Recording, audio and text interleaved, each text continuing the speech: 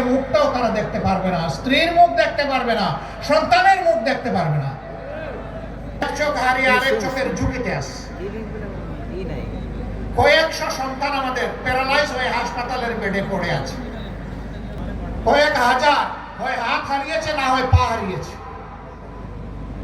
এতগুলো মানুষের প্রতি, জীবনের প্রতি, রক্তের প্রতি, লাল রক্তের প্রতি গাদ্দারি করা চলবে না।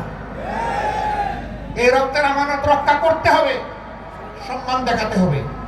তাই আমাদের সন্তানদের স্লোগান ছিল মাত্র একটা, উই ওয়ান্ট জাস্টিস। আমরা সর্বক্ষেত্রে ন্যায় বিচার চাই, আমরা বৈষম্য চাই না। আমরা আমাদের সন্তানদেরকে গর্বের আল্লাহ যেন ওই তৌফিক আমাদেরকে দান করেন। আমরা একটা সাম্যের বাংলাদেশ গড়তে চাই।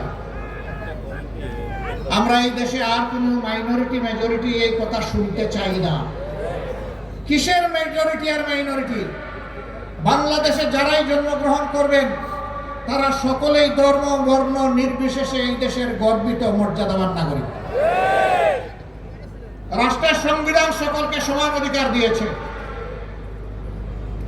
আল্লাহর সংবিধানও তাদেরকে সমান অধিকার দিয়েছে। আধুনিক রাষ্ট্রের প্রথম সংবিধান হচ্ছে মদিনার সনদ। এই মদিনা সনদের 1 থেকে ধর্মের ভিত্তিতে কোনো নাগরিকের অধিকারকে বিভক্ত করা যাবে না। এই রাষ্ট্রে সকল নাগরিকের জীবন, সম্পদ এবং ইজ্জত সম্পূর্ণ নিরাপদ।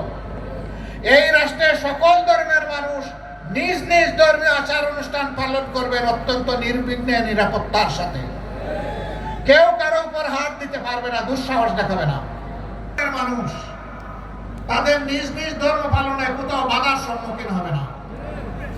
ইসলামের ধর্ম কারো উপর জোর করে চালানো যাবে না। পরিষ্কারভাবে এই সনদে এগুলো বর্ণিত আছে। সেই রাষ্ট্রে বলা হয়েছে তাদেরকে নির্বিঘ্নে ব্যবসা করতে দিতে হবে। যদি তাদের কাউকে বাইরের কেউ আক্রমণ করে, মুসলমানদের দায়িত্ব হবে তাদের পক্ষ নিয়ে লড়াই করা। আমরা সেই বাংলাদেশ চাই। আমরা সকল ধর্মের ভাইদেরকে বলি, যারা ধর্মের বিভাজন তৈরি করে মেজরিটি মাইনরিটি, তারাই আপনাদেরকে 53 বছর বড় কষ্ট দিয়েছে। আপনারা চিন্তা করে দেখুন, আমাদের দলের কেউ এই অপকর্মে জড়িত নাই, অথচ দোষ দেয় আমাদের ঘাড়ে। কোথাও কিছু হলেই যত দোষ নন্দ ঘোষ, সব করেছে জামাত ইসলামী, কিন্তু আখের গিয়ে আর খুঁজে পায় না, প্রমাণ করতে পারে না, একটাও প্রমাণ করতে পারে না। সম্মানিত ভাইয়েরা, তারা নারী পুরুষের ব্যবধান এনে আমাদেরকে বলে জামাতে ইসলামী ক্ষমতায় গেলে এই দেশের মহিলারা বিপদে পড়বে। কেন বিপদে পড়বে? মহিলার তো মায়ের জাতি, আমরা তো তাদেরকে মায়ের মতো সম্মান করতে চাই, সম্মান করি। এর প্রমাণ আমাদের পরিবারের সদস্যবৃন্দ, তারা লেখাপড়া করে, তারা পেশাগত দায়িত্ব পালন করে, তারা সামাজিক দায়িত্ব পালন করে, তারা রাজনৈতিক দায়িত্ব পালন করে। আমি একটা ক্ষুদ্র মানুষ, আমিও তার প্রমাণ।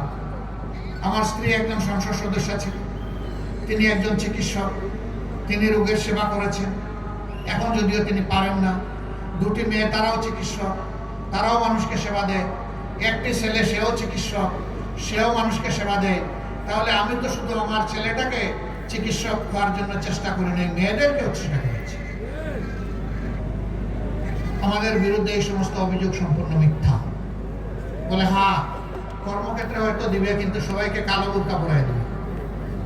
বোরকা কালো হবে না লাল হবে, সাদা হবে না বেগুনি হবে, এটা আমার দায়িত্ব না। বোরকা কাউকে জোর করে পরানো হবে না। যে মা মনের সন্তুষ্টির সাথে বোরকা পড়তে চাইবেন, পর্দা করতে চাইবেন, তিনি করবেন।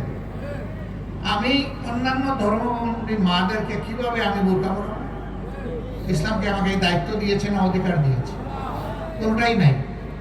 তারা যা পছন্দ করেন সেই রকম তারা চলবে। দেখেন, আবার কোন সাংবাদিক ভাই আবার এটা মেহরবানি করে নিউজ করে দিয়েন না যে জামাতের আমির সাহেব বলছেন মহিলারা সবাই তাদের পছন্দের পোশাক পরবে। মাঝে মাঝে করেন আপনারা। আমি যা বলি না আমার নামে চালান দিয়ে দেন। সবাই না, 2-1 জন। আর 2-1 জনের কারণে আমরা সকলের উপরে কষ্ট হয়। ওই 2-1 জনকে আপনারা একটু আটকায় দিবেন সবাই, কেউ যাতে এই অপকর্মটা না করতে পারে। এটা অপকর্ম। আমি যা বলবো না আমার নামে তা চালান দেওয়া, এটা অপকর্ম। আপনার কথাটা আপনার মতো করে আপনি বলেন, আপনার পরিচয়, আমার পরিচয় বলবেন। আমি বলছিলাম যে অন্য ধর্মের মা বোনদেরকে পোশাকের রুচি এবং তার ডিজাইন আমি করে দিতে পারবো, এটা তাদেরটা তারা করবে। কেউ কেউ বলতে পারে মুসলমানদের মাঝে তো অনেকে পোশাক সেই রকম পরেন না, হ্যাঁ, তাদের উপরে জোর কাটানো হবে না, বরঞ্চ শিক্ষা ব্যবস্থাকে এমন করে সাজানো হবে যাতে মানুষ বাধ্য হয় সব কয়টি মহিলাকে নিজের মায়ের দৃষ্টিতে দেখতে, এবং তখন মহিলারা ওরকম পোশাক পরে তারা গর্ব করবে যে এই পোশাক আমার ইজ্জতের প্রতীক, আমার সম্মান এবং মর্যাদার প্রতীক। যে মহিলাদের প্রয়োজন আছে, নারীদের প্রয়োজন আছে কর্মক্ষেত্রে পেশাগত জীবনে দায়িত্ব পালন করার, তারা তাদের যোগ্যতা এবং দক্ষতা অনুযায়ী করবেন, দুইটা বাড়তি জিনিস পাবেন। একটা হচ্ছে সম্মান আর একটা হচ্ছে নিরাপত্তা। এখন দুইটার কোনোটাই নাই। সমাজে তাদের সার্ভিস দেওয়া হচ্ছে, প্রতিদিন তাদের নিগ্রহের খবর পত্রপত্রিকা এবং মিডিয়ায় উঠে আসে। ইনশাআল্লাহ এই দুইটাও নিশ্চিত করা হবে। আল্লাহ রাসূল বলেছিলেন এমন একটি রাষ্ট্র কোরআনের ভিত্তিতে দুনিয়াবাসীকে দিয়ে যাচ্ছে, সানা থেকে আজারামাউত ৪,৫০০ মাইল, একজন পূর্ণ যৌবনা তরুণী একা রাস্তা দিয়ে চলবেন, কিন্তু কোনো এদেশের প্রত্যেকটা মানুষকে সম্মান করি এবং ভালোবাসি। আমি মানুষকে মানুষ হিসাবে দেখবো, আমি দেখবো না তিনি মুসলমান না হিন্দু দাঁড়াবে। আর আমরা আমাদের ছাত্র সমাজকে কথা দিচ্ছি, এমন শিক্ষা তোমাদের হাতে ইনশাআল্লাহ তুলে দেওয়া হবে যে তোমরা একটা বেহুদা কাগজের টুকরা সার্টিফিকেট নিয়ে এই দুয়ারে ওই দুয়ারে আর দৌড়াদৌড়ি করা তোমাদের লাগবে না। তোমাদের শিক্ষার পাঠ ছুটে আসার সাথে সাথে কাগজের টুকরা আর তোমাদের ন্যায্য পাওনা, তোমাদের চাকরি বা কাজ তোমাদের হাতে উঠে যাবে ইনশাআল্লাহ। প্রত্যেকটি যুবকের যুবতীর হাতকে আমরা দেশ গড়ার কারিগরের হাত হিসাবে তৈরি করতে চাই। এরকম একটা জাতি যখন তৈরি হবে ইনশাআল্লাহ, এই দেশের মানুষ আর বিশ্বে চাকরির জন্য যাবে না। যেভাবে ১৭৫৭ সালের আগে বিশ্বের মানুষ এই দেশে আসতো রুজি রোজগার চাকরি করার জন্য, এই দেশটা আবার তার সেই গৌরব ফিরে পাবে ইনশাআল্লাহ।